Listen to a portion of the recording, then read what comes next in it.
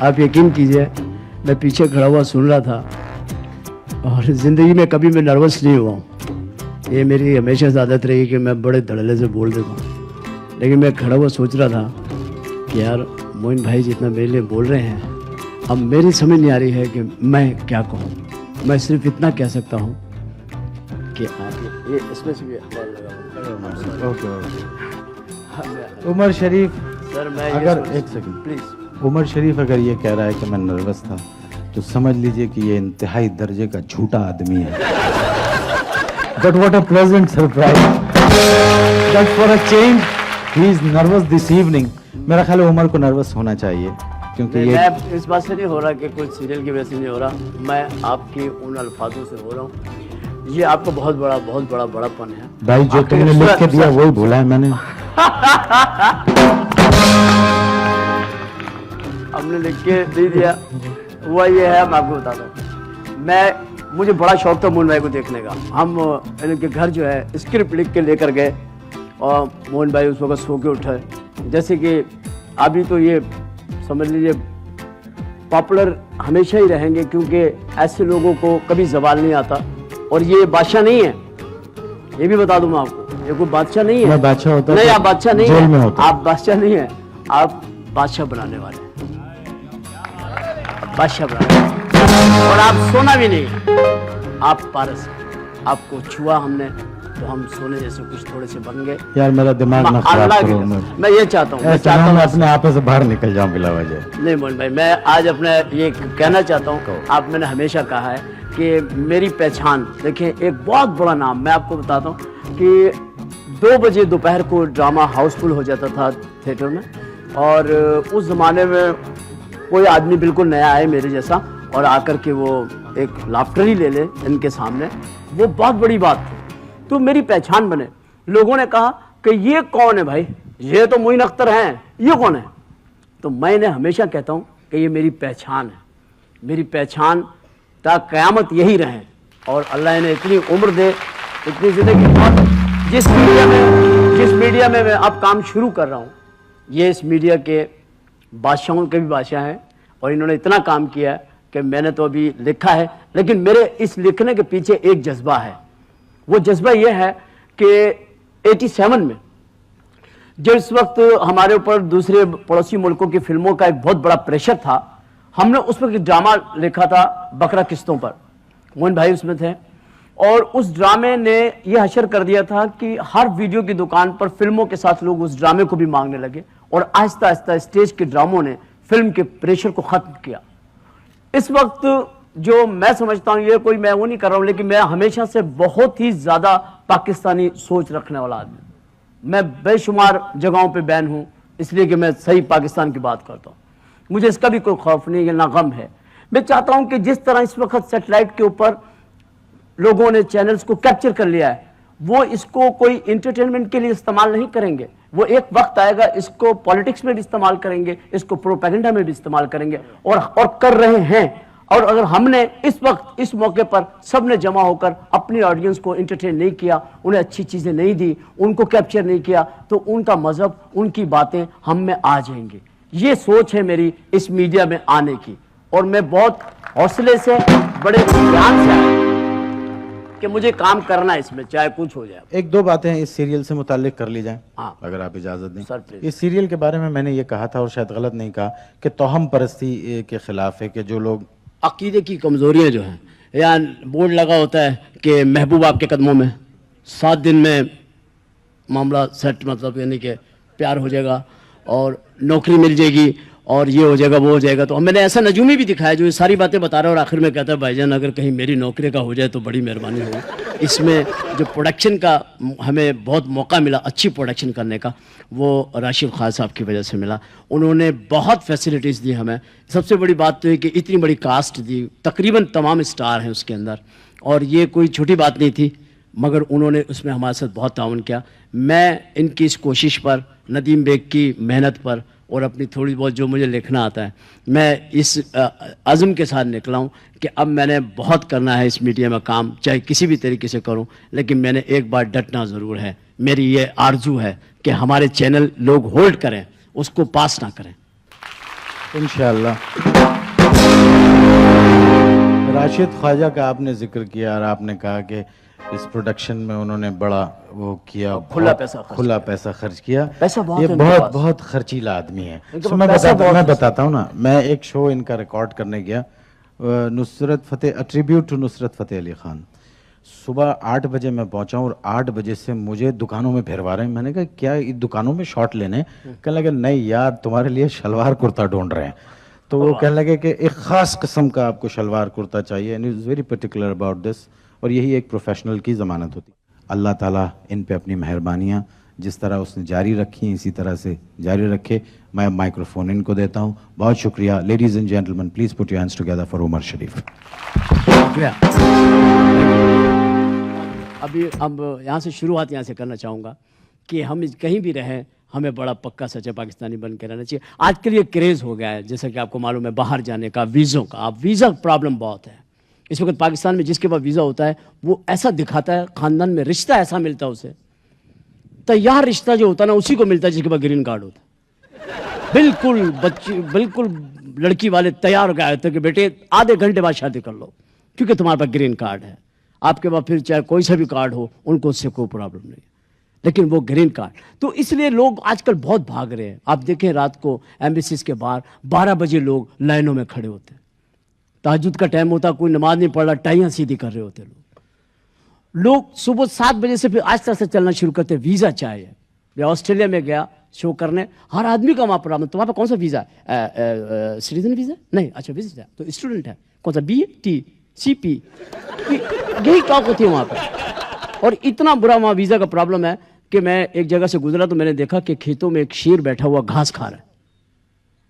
मैंने अपने दोस्त से कहा वापस करो गाड़ी, ये तो बड़ा अजीब मंजर है यार। वापस गए, हमने शेर से पूछा एक्सक्यूज़ में आप घास क्यों खा रहे हैं, आप खुदा न खास्ता पागल तो नहीं हो गए? वो कहने लगा चुप कर जाओ, मैं बकरी के वीज़े पे आया हुआ हूँ।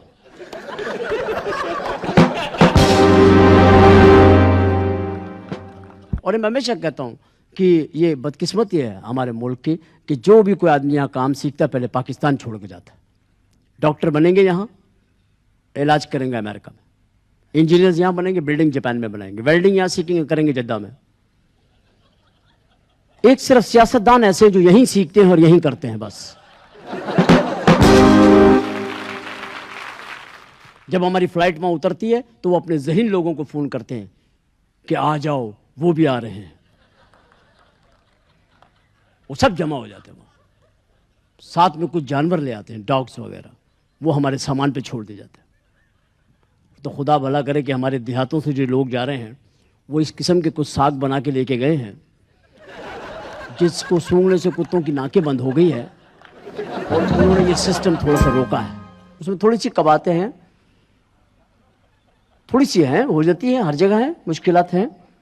हमारे जहाज़ की अनाउंसमेंट ऐसी होती है कि जैसे हमने टिकट खरीद के कोई जुर्म किया है। यकीन करें आप।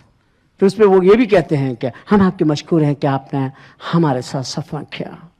हालांकि उनको कहना चाहिए आप कितने मजबूर हैं कि आपने हमारे साथ सफ़र किया। तो जो अनाउंसमेंट है उसमें भी आप एक डिफरेंस देखेंगे आवाज़ों के। फिर आप एयरपोर्ट पे जाएंगे, पे आए के पास पिके चले अच्छो रवानगी के लिए तैयार है। मुसाफिरों से दरखास्त है अपनी अपनी जगह पे बैठ जाए और जहाज पे तशरीफ ले जा। अब आप अंदर बैठते हैं, वहां एक अजीब जज्बाती आवाज आती है, ख़वातीन हज़रात सफर की दुआ पढ़ लीजिए, अपने गुनाहों की माफी मांग लीजिए, अपने बच्चों को याद कर लीजिए। मैं आपसे सच कह रही हूँ, कप्तान मुझसे बहुत नाराज है, कहीं भी जहाज को फेंक सकता है, अचानक ऑक्सीजन बम भी हो सकते हैं, कुछ भी हो सकता है, बत्तियां जल जाएंगी। कुछ घबराहट में कोई हमारे पीछे ना आए प्लीज, क्योंकि कुछ नहीं पता क्या आपको लगेगा आपको जुर्म कर बैठे हैं। जहाज में बैठे, सीटें मजबूती से देख लीजिए, सीट बेल्ट कस लीजिए, सामने की ट्रे बंद कर दीजिए, अपने इर्द गिर्द सीट बुझा दीजिए। आपको इतने काम बता देते हैं कि पूरा सफर उसी में कट जाता हमारा, वो काम करने में हमारा पूरा सफर कट जाता। तो अब अपनी उसमें लाइन में जाने का मुझे बड़ा मज़ा आता है, मैं बहुत एंजॉय करता हूँ। हमारे यहाँ जो एटीट्यूड है वो आपको मालूम है कि जितनी हमारे यहाँ महंगा टिकट है वो हमारी अपनी एयरलाइन का है, बहुत महंगा टिकट। उसकी वजह क्या है कि उनके जो उनके पास जो स्टाफ है वो स्मार्ट है। आप जैसी बोर्डिंग कार्ड लेके जाएंगे, ऊपर चढ़ेंगे कि बिल्कुल जहाज़ के गेट पे खड़े होंगे और बड़ी अपना ऐसे पूछेंगे कहाँ रह गए थे। आदमी का दिमाग घूम जाएगा कि ये क्या मुझे घरेलू माहौल सा मिल रहा है, यहाँ पे परेशान हो जाएगा। उसके बाद वो कहेंगे मेरे पीछे आए हैं। आदमी पीछे जाएगा, एक तो अपना आदमी, ऊपर से उनको कोई कह दे पीछे आओ, उनके ऊपर हाथ धो के पीछे पड़ जाते, वो पीछे चले जाते, फिर उसको सीट पे बैठाते हैं। This is your seat please, have seat please, thank you very much, if you need anything please call me, okay, thank you. अभी आदमी को थैंक यू ऐसा करके जाते हैं कि वो खड़ा हो जाता है बिल्कुल कि मेरी बात तो सुने। उसी वक्त अनाउंसमेंट होता है कि अपनी बेल्ट मजबूती से बांध लीजिए और सीट पे चुपचाप बैठ जाए। यहाँ इस सीरियल में जिन लोगों ने काम किया उनमें सबसे जो अच्छा मुझे लगा वो संगीता बाजी यहाँ बैठी है। मैं तो इन्हें बाजी कहता हूँ क्योंकि मैंने बहन बनाया हुआ है और हमेशा मैंने इन्हें बड़ी इज़्ज़त और एहतराम की नज़र से देखा और देखता रहूँगा। ये बहुत टैलेंटेड हैं। इन्होंने हमारे ड्रामे में एक बहुत खूबसूरत सा पार्ट किया है और एक डायरेक्टर का किया है जो आजकल फिल्मों में हीरोइंस कर रही हैं, वो उस डायरेक्टर से बेहतर कोई नहीं जानता, हमने उसमें बताया। तो मैं एक थोड़ी सी गुजारिश करूँगा और गुजारिश मैं इसलिए करूँगा कि मेरी ख्वाहिश है कि वो चंद लम्हों के लिए तशरीफ़ लाएं। मैं शुरुआत उनसे करना चाहता हूँ। सीरियल में काम करना कैसा लगा आपको? बहुत अच्छा लगा जी। तो इतना नहीं पता था कि वहाँ क्या होना है, बस आपने बुलाया था मैं आ गई थी, लेकिन मुझे एक्टिंग नहीं करना पड़ी। मैं एक आपसे ये भी कहूँगा कि आप फिल्में बनाती हैं, आप फिल्में बहुत अच्छी बनाती हैं, आप भी जो है ना किसी तरह से एक ड्रामा सीरीज़ बनाएं, ड्रामा सीरियल बनाएं और आपको भी जो आना चाहिए, हमारे तमाम लोगों को आना चाहिए, जो जो काम करते हैं इस मीडिया में आना चाहिए और इस मीडिया के ऊपर हमें छा जाना चाहिए। तो आप भी एक हमें प्रॉमिस करें कि आप ऐसा करेंगे। इंशाल्लाह ज़रूर। मेरी ख्वाहिश है कि मैं कोई सीरियल बनाऊं और वो किसी मतलब औरत के ऊपर ही बनाऊंगी। आपको पता ही है कि उनकी क्या प्रॉब्लम्स है। और क्या मतलब क्या प्रॉब्लम? आप लोग देते हैं ना प्रॉब्लम्स। अच्छा, जो हम लोग तनख्वाहें देते हैं वो आपका फर्ज है। अच्छा, वो हमारा फर्ज है। आपका काम है हमें टेंशन देना, हमारा काम है तनख्वाह देना। नहीं, पहले आप टेंशन देते हैं फिर हम देते हैं। अच्छा अच्छा बाजी, ये बताइए ये शादी में लाल जोड़ा क्यों पहनती है दुल्हन? इसकी क्या बात? इसलिए कि लाल जो रंग है वो खतरे की निशानी है और ये जैसे दूल्हा को आगाह करने के लिए होता है कि भाई अब भी सोच लो, वक्त है।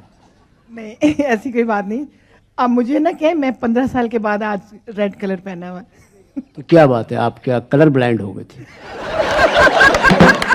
नहीं, सब मुझे कहते थे इतने आप डल कलर पहनती है, तो ये मैंने सिलाया, फिर मैं कहा चलो पहन। आपने स्पेशली ये ड्रेस पहना है लाल रंग का, पर्दा ना उठाओ।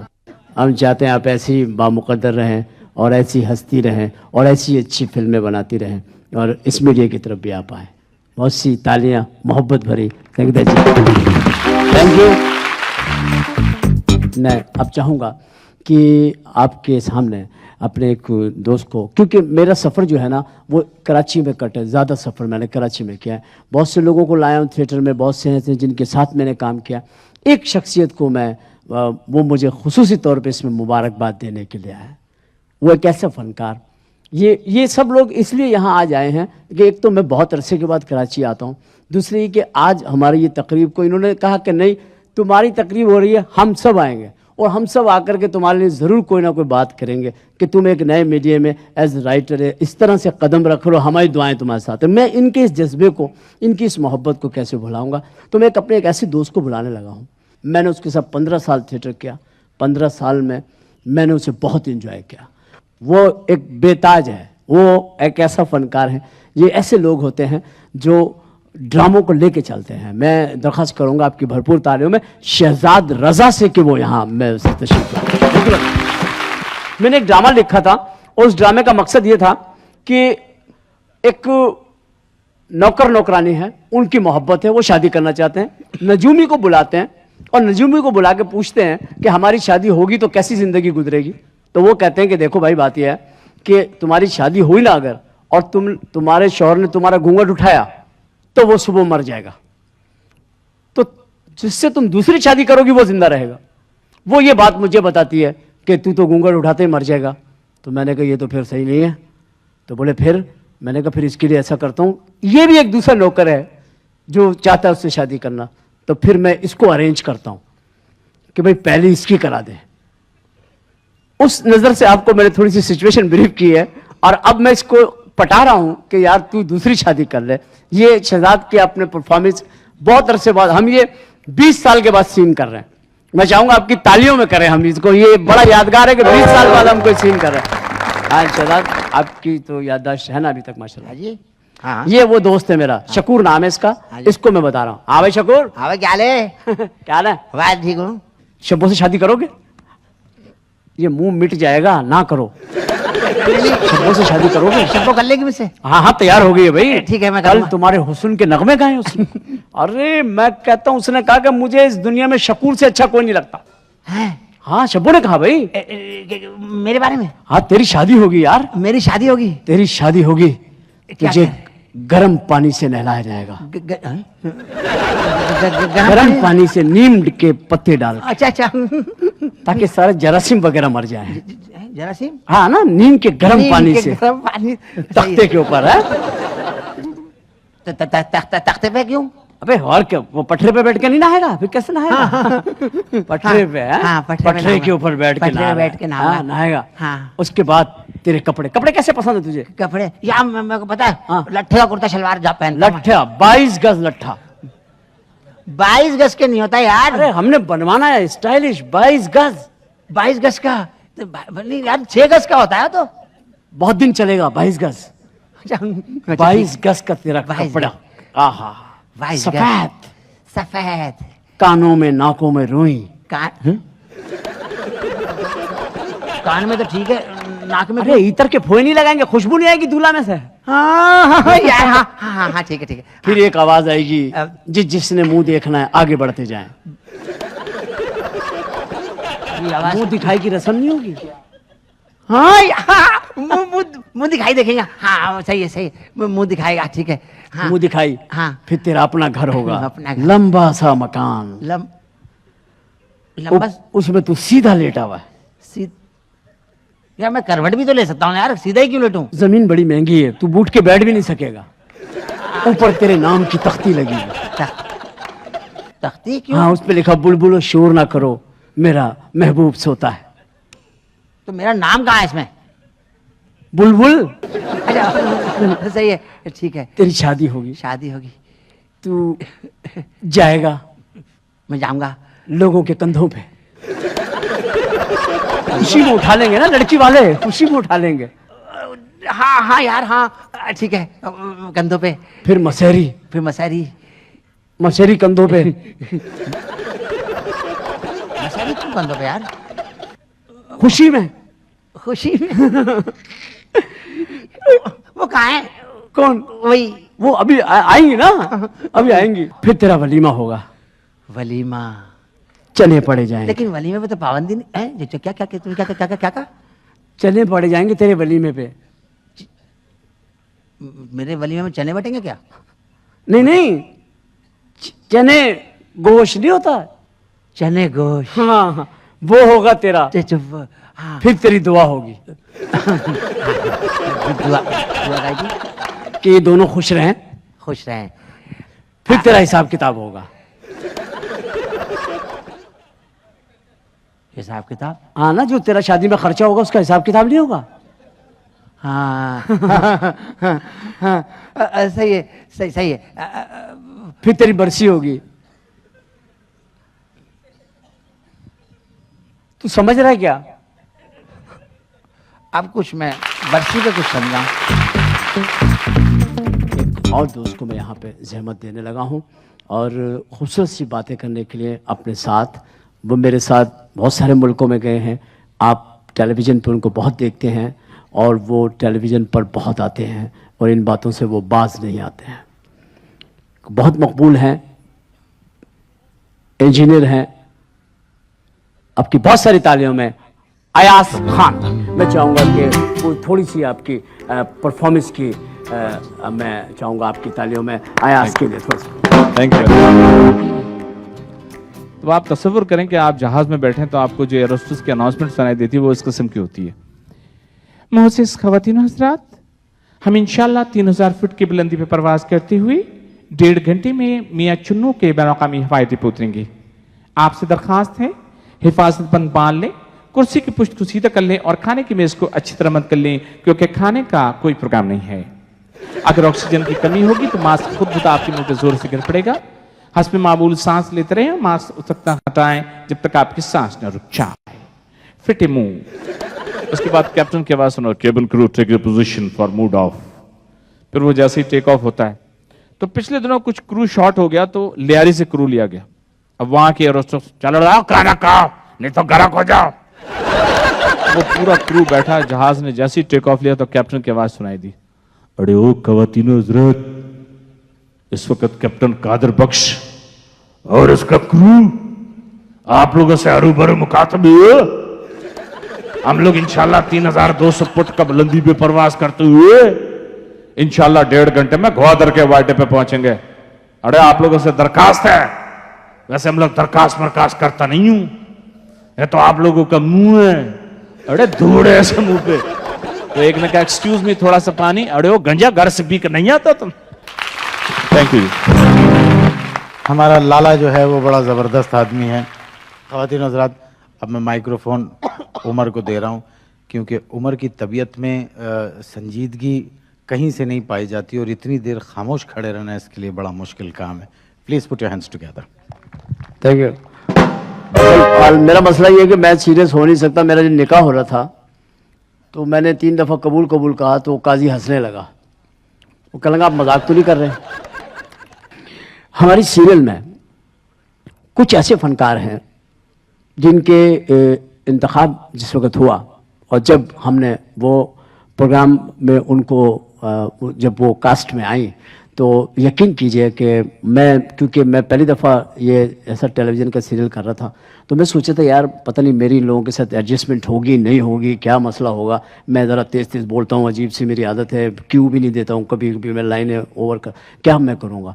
तो उन्होंने राशिद खान साहब ने उनसे मुझे मिले और उन्होंने जब हमारे साथ काम किया, आप यकीन कीजिए कैरेक्टर मैंने सोचा था उन्होंने उसको जिन समझ लीजिए 100 से आप उसको मल्टीप्लाई कर लीजिए, ऐसा उन्होंने खूबसूरत उस रोल को किया। Thank you very much Umar साहब, आप इतनी एंटरटेनिंग बातें कर रहे थे, इतना सब लोग यहाँ पे हंस रहे थे, तो मुझे क्यों आपने बोर करने के लिए बुला लिया सबको? अरे क्या बात कर रहे हैं, वो तो अब हंस रहे थे ना, अब इनको एक नया वो मिल रहा है माहौल।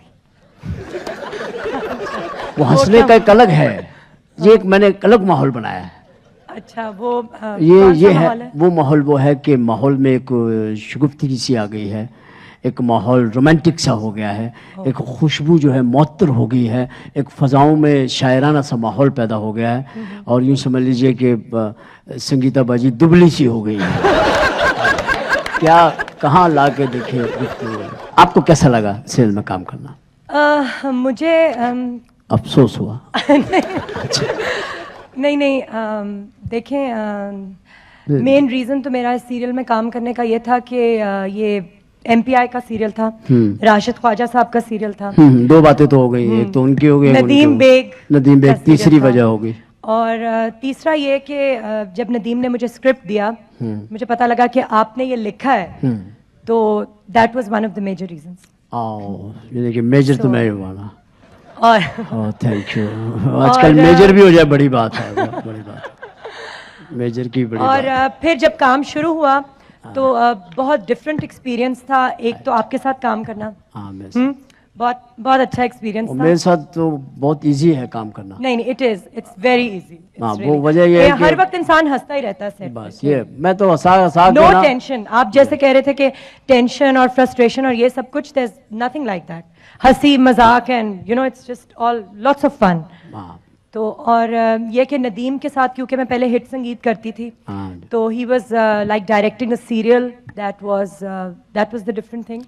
और फिर एक बहुत अनयूजुअल चीज़ जो है सीरियल के बारे में, कि हर एपिसोड में एक स्टार आता है। इंट्रोडक्शन, तो it gave me a chance to work with a lot of senior artist ये आपको एक मिला मौका कि माय आपने को-आर्टिस्ट, बेशुमार लोगों तो के साथ दिस वाज रियली गुड। पहली फिल्म में आई सुपरहिट फिल्म। अच्छा, ये कुछ ही लोगों के साथ हुआ है फिल्म इन दुनिया में, वो भी एक ऐसा एजाज रखती हैं अपने, और उन्होंने पाकिस्तान का बहुत बड़ा अवार्ड है, नेशनल अवार्ड, वो भी लिया, और बेस्ट एक्ट्रेस रही, और इस वक्त भी बड़ी मसरूफ है। हमारी बड़ी खुशकिस्मती थी कि उन्होंने हमारे इस सीरियल में काम किया, बहू बनी थी आप उसमें, याद है आपको? और पहली दफ़ा कॉमेडी की थी मैंने टीवी पे, और वो भी इतने बड़े आर्टिस्ट, इतने सीनियर, इतने टैलेंटेड आर्टिस्ट के साथ। सीनियर मोइन भाई है, मुझे वहाँ ना ले जा प्लीज, मुझे थोड़ा सा कम कर दे। देखिए, मैं अपनी बात कर रही हूँ। अच्छा, आप मेरे अपनी। सामने अब मैंने आपके साथ काम किया। जी जी जी। इट वाज रियली गुड, मज़ा आया। मैंने पहली दफ़ा कॉमेडी की थी एक्चुअली, और मुझे आइडिया नहीं था कि क्यूज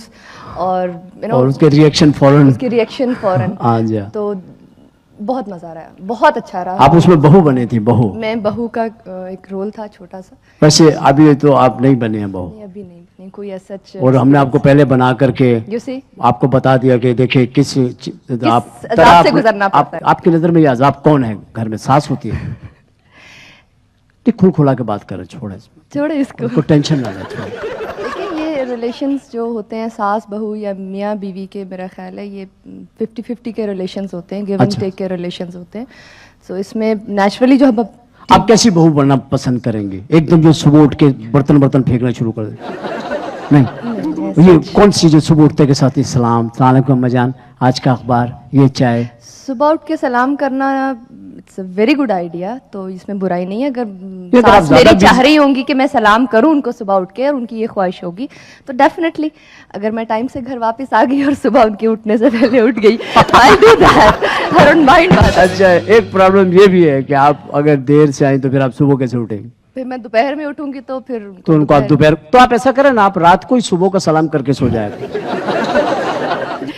ये भी ज्यादा अच्छा है, ये भी आइडिया है। बहुत अच्छा अच्छा है। बस idea। आपके साथ काम करती रही तो ऐसी बातें सीखती रहूंगी, और बहू सास पे अप्लाई करती रहूंगी। हाँ, जब आपकी शादी हो, बल्कि आप ऐसा करें कि कुछ इस तरीके से एडजस्टमेंट करें कि मैं भी वहाँ फैमिली में एडजस्ट हो जाऊँ, ताकि मेरे रह करके ना मैं जिस तरह आपको सपोर्ट कर सकूंगा ना, वो मैं इतनी दूर रह के आपको सपोर्ट नहीं कर सकूँ। स्ट्रॉन्ग सपोर्ट होगी मेरे पीछे, हाँ, बस कुछ ये- भी करवा ले मुझसे। ये चीज़ मैं जहन में रखना चाह रहा था आपके, और आपने जितनी मोहब्बत से हमारे साथ काम किया, मैं समझता हूँ कि मैंने आपके साथ काम करके बहुत एंजॉय किया, क्योंकि जिस तरह आपने ये कॉमेडी में टाइमिंग की है ना, बोलने की, रिएक्शन आपके, आपका स्टाइल, यकीन करें हमारी जो तवक्को थी उससे बहुत आगे आप गई।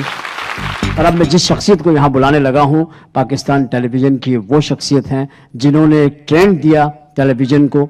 इतने ओरिजिनल लिखने वाले मेरा ख्याल है शायद बहुत ही कम होंगे पाकिस्तान में, जिन्होंने इतना ओरिजिनल लिखा, इतना खूबसूरत, इतना अच्छा तंज, इतनी म्यारी बातें जो ये लिखते हैं, पाकिस्तान टेलीविज़न पे बहुत कम लोग लिखते हैं।